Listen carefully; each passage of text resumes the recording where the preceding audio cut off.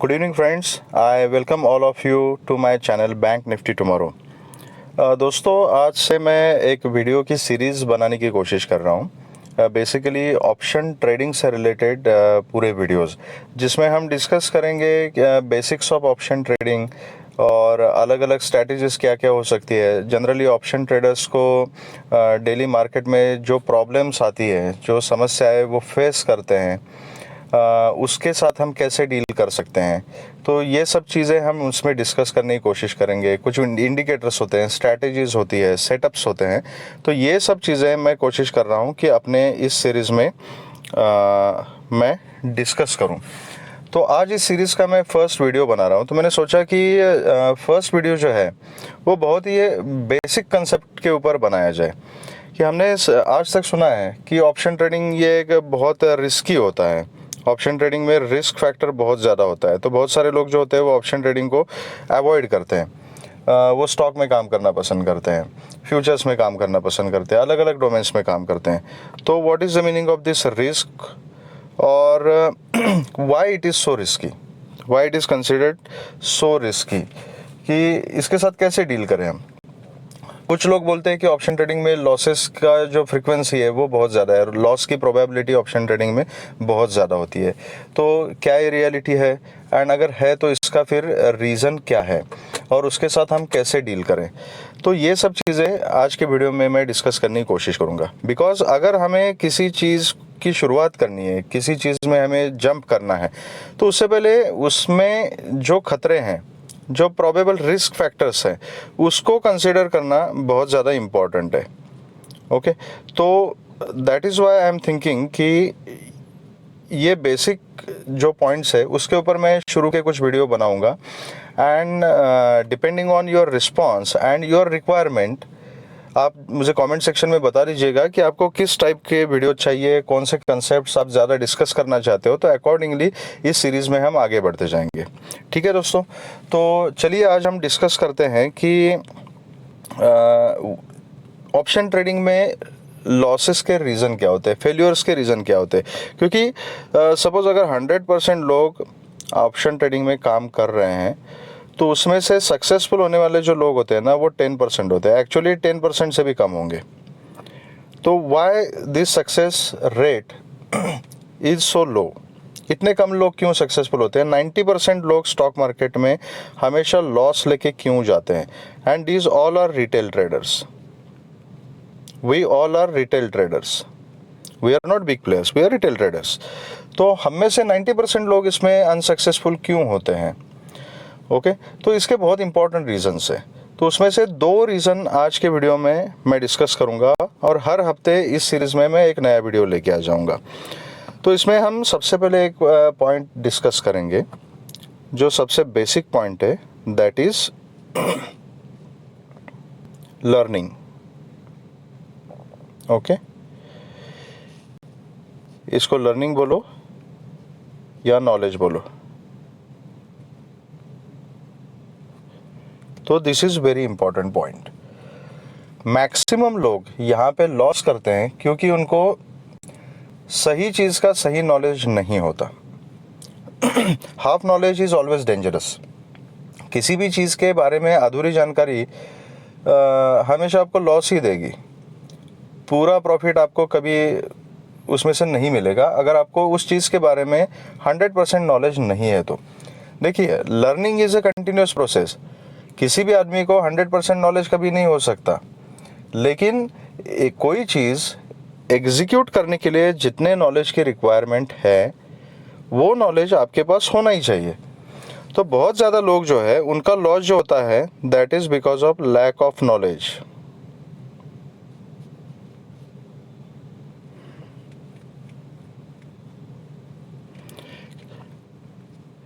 सही ढंग से अगर कोई चीज़ आप सीखते हो, उसको इम्प्लीमेंट करते हो, उसको एग्जीक्यूट करते हो, तो उसके रिजल्ट्स आपको दिखाई देंगे। आप मुझे सिंपल चीज़ बताइए कि आज अगर कोई आदमी इंजीनियर बना है, कोई डॉक्टर बना है, कोई प्रोफेसर बना है, कोई साइंटिस्ट बना हुआ है, तो उसके पीछे उस आदमी की कितने साल की मेहनत होती है। एटलीस्ट 22 से 25 साल तक हम क्या करते हैं, सिर्फ लर्निंग करते हैं। ओके, हम लर्निंग करते हैं। और ये जब अपनी पढ़ाई कंप्लीट हो जाती है तो उसके बाद एक फेज़ आता है, इमीडिएटली हमारा अर्निंग बिल्कुल डबल स्पीड से स्टार्ट नहीं होता। देन अर्निंग के लिए भी हमें स्ट्रगल करना पड़ता है। Then you get some opportunity, फिर कहीं ना कहीं आपको जॉब मिलेगी। वो जॉब मिलने के बाद आप कंसिस्टेंटली उसमें परफॉर्म करोगे, फिर आपकी उसमें ग्रोथ होगी और उसके बाद फिर कुछ सालों के बाद उसका रिजल्ट आपको दिखाई देगा। तो ये एटलीस्ट 25 से 30 साल की मेहनत जो है, इतनी मेहनत करने के बाद उसका फ्रूट आपको मिलेगा। तो आप मुझे एक बात बताइए, when it comes to stock market, तो स्टॉक मार्केट में हमारा एक्सपेक्टेशन ये क्यों रहता है कि हम सिर्फ कहीं से कोई चीज़ हम उठा लेंगे, किसी की कोई बात सुनेंगे और ऐसे रैंडमली जाके किसी भी चीज़ में हम इन्वेस्ट करेंगे और उसके हमें रिटर्न्स जो मिलेंगे वो 100% मिलेंगे। क्या ये प्रैक्टिकली पॉसिबल है? नहीं पॉसिबल है। तो कम से कम हमें अगर स्टॉक मार्केट में काम करना है तो स्टॉक मार्केट के बारे में हमें सीखना तो पड़ेगा। तो सबसे इम्पोर्टेंट चीज़ है, फर्स्ट स्टेप जो है वो स्टेप है learning the right things. Knowledge अगर पूरा नहीं है तो हम किसी चीज़ को एग्जीक्यूट नहीं कर सकते। मैक्सिमम लोग क्या करते हैं कि किसी का कोई फ्रेंड है, वो स्टॉक मार्केट में अच्छा खासा प्रॉफिट कमा रहा है, तो चलो यार वो ऑप्शन में यार उसने 10-15 मिनट का ट्रेड ले लिया और उसने 50,000 रुपये कमा लिए। और इन्वेस्टमेंट कितना किया था उसने? सिर्फ यार 1.5-2 लाख का इन्वेस्टमेंट किया था और 50,000 का प्रॉफिट हो गया, चलो मैं भी डाल देता हूँ। तो this is the psychology of most of the people कि किसी ने कुछ बोला, किसी ने कुछ कहा, तो ऐसे कुछ कही सुनी बातों के ऊपर विश्वास करके लोग अपना हार्ड अर्न मनी इसमें इन्वेस्ट कर देते हैं। इन्वेस्टमेंट से पहले ये नहीं देखते कि किस तरह से इन्वेस्ट करना है, उसके बाद फिर बोलेंगे कि कैसे इन्वेस्ट करना है। किसी ना किसी को पूछेंगे, अगर उस आदमी ने 50,000 का प्रॉफिट कमा के रखा हुआ है, ही विल से कि हाँ मैं तो ऑप्शन ट्रेडिंग करता हूँ, कॉल बाय करना होता है राइजिंग मार्केट में, और जब मार्केट गिरती है तो वहाँ पे पुट बाय करना होता है, तो कॉल और पुट ये बाय करते रहो, इसमें से प्रॉफिट मिल सकता है। बट क्या option trading is only about call and put? Absolutely no. ये कॉल एंड पुट के पीछे पूरी दुनिया भर का नॉलेज है। अगर वो सब नॉलेज आपके पास नहीं है तो आप ट्रेडिंग इफेक्टिवली कर ही नहीं सकते हो। तो आपको सिर्फ बेसिक कंसेप्ट किसी ने बता दिया कि जब मार्केट ऊपर चढ़ती है तो कॉल लेना है और जब मार्केट नीचे आती है तो पुट लेना है, बस। आपने देखा कि मार्केट आज ऊपर चढ़ रही है, आप कॉल में बैठ गए। उसमें कितना रिस्क फैक्टर है, उसमें काम कैसे करना है, इस चीज़ का कोई नॉलेज नहीं है। तो कभी कभार आपका लक अगर अच्छा है तो 1-2 दिन आपको प्रॉफिट मिल गया, कहीं 1,000 रुपये का प्रॉफिट मिला, कहीं 1,200 रुपये का प्रॉफिट मिल गया। तो 2 दिन प्रॉफिट मिलने के बाद आपने सोचा सॉरी कि आज मैं उठा के सीधा 1 लाख रुपये इसमें इन्वेस्ट कर देता हूँ। 1 लाख रुपये आपने इन्वेस्ट कर दिया, उसी दिन मार्केट पलट गई और मार्केट पलटने के बाद आपका इसमें से 80,000 का लॉस हो गया। ऐसे बहुत सारे केसेस मैंने देखे हैं। तो इसका रीज़न क्या है? Lack of knowledge.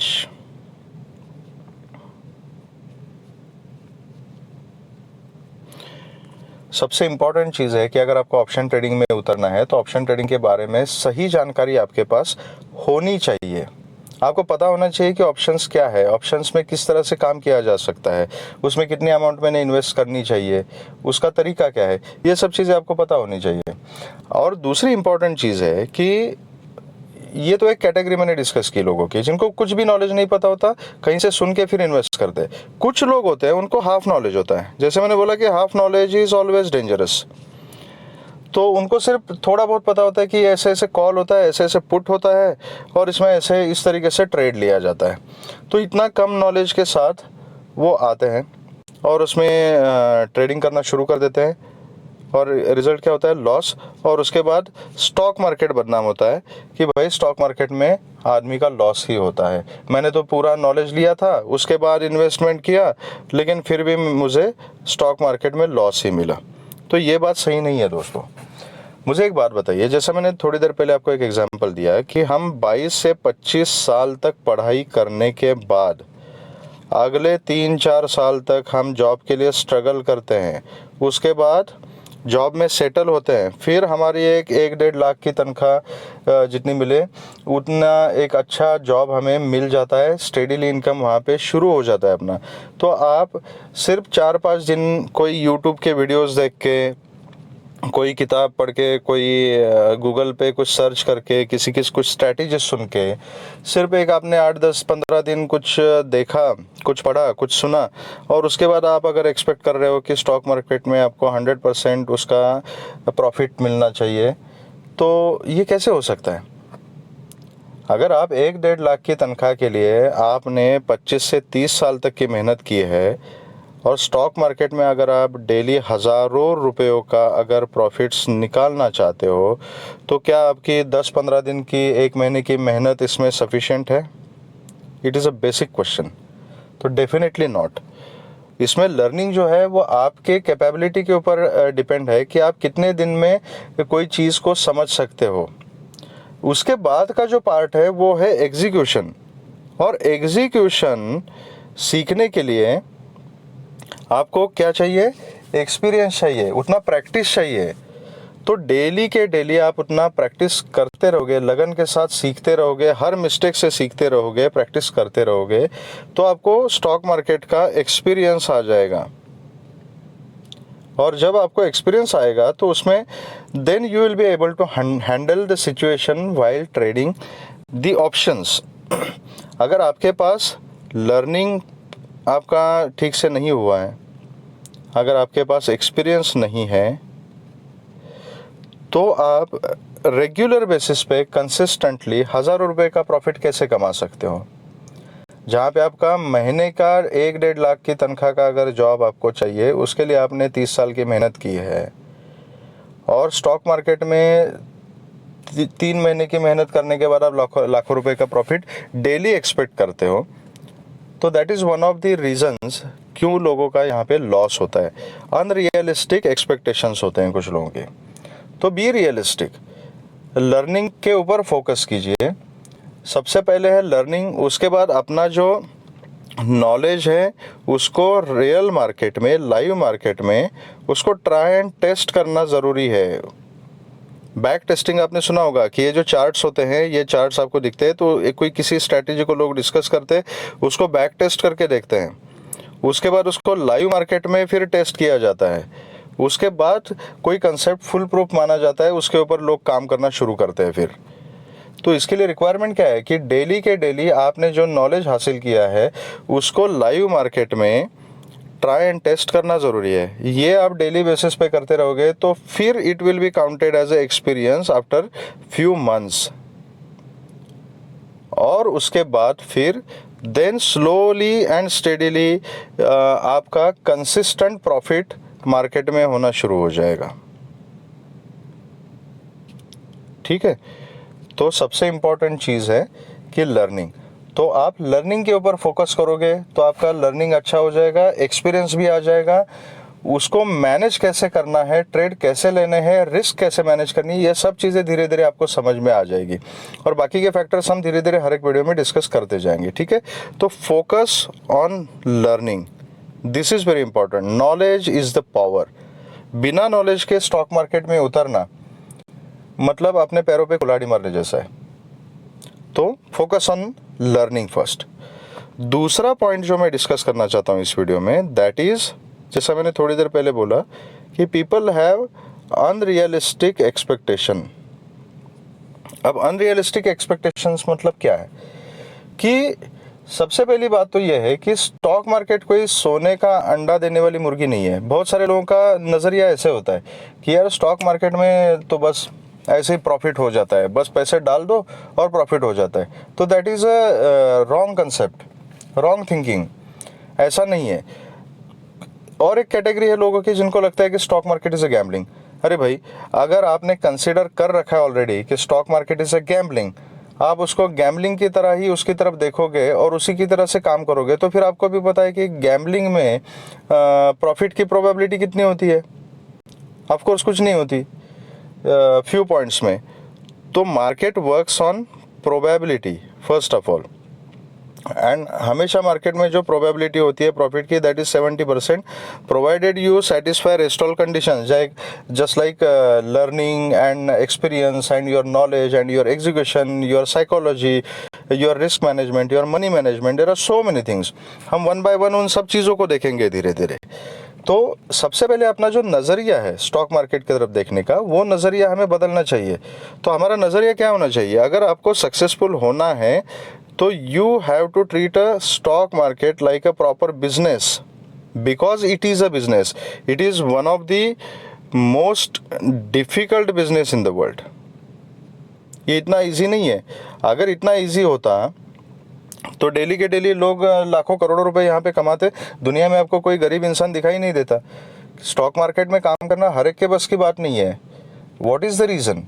अगर आप एफर्ट्स लेते हो, आप उतनी मेहनत करते हो, तो डेफिनेटली आप सक्सेसफुल हो सकते हो। लेकिन हर एक आदमी ये नहीं कर सकता। उसका रीज़न ये है कि it is a very difficult business. ये हर एक के बस की बात नहीं है, क्योंकि बहुत सारे लोग हैं जो सीखना चाहते नहीं, लर्निंग के ऊपर फोकस नहीं करते। अगर आपने लर्निंग के ऊपर फोकस किया तो फिर धीरे धीरे ये सब चीज़ें आपको समझ में आ जाएगी। तो it is a business, if you treat it like a business then only you will become successful. तो अनरियलिस्टिक एक्सपेक्टेशन मार्केट से नहीं रखने।